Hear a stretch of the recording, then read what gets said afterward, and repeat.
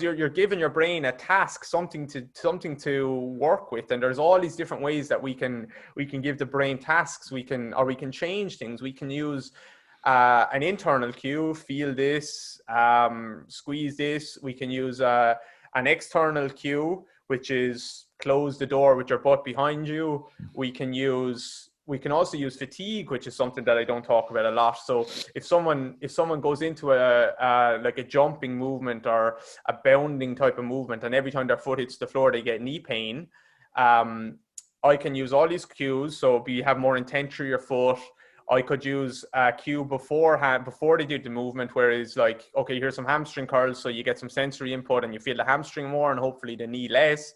Or I can use kind of a fatigue. I call it like a fatigue contrast. And Franz Bosch talks about this a lot as well, which is, he doesn't talk about it like I'm going to speak about it here, but he's mentioned it in the past, where I'm going to go and do 3 bodybuilding movements in the joint specific angle that your knee is going to hit when your foot hits the floor. Your knee is going to be in this position. So I'm going to do a leg extension, where I just do an oscillation in that exact or pretty close to that amount of knee extension. I'm going to do a hamstring curl oscillation in that amount of knee flexion or knee extension. And I'm going to do a calf raise and a small oscillation, just moving. And I'm going to go do all those 3 movements to complete and utter fatigue for each of those muscles. Then I'm going to put you back into the movement. And now the brain doesn't have the same hardware to use the movement. So all the things that it has done in the past to use that movement, those muscles have been fatigued within an inch of their lives. And now the brain has to find a different coordination path to figure it out. Mm-hmm. And it suddenly someone has no more pain in their knee when they do it. So you would think that they would have more pain because the muscles are so fatigued now when they go and do the movement. But actually, most of the time, they have way less pain.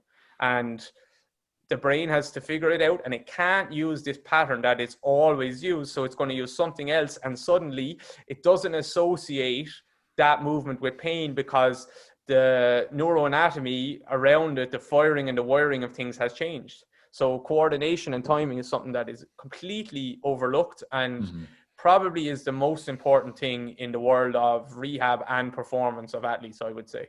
Yeah, that's amazing. That's it's a good soundbite right there. That is. We're going to use that, David, for sure. Yeah. So, moving forward, so you've done the Lower Body Basics Volume 1. You see a bunch of people on an individual basis and do consultations as well. I know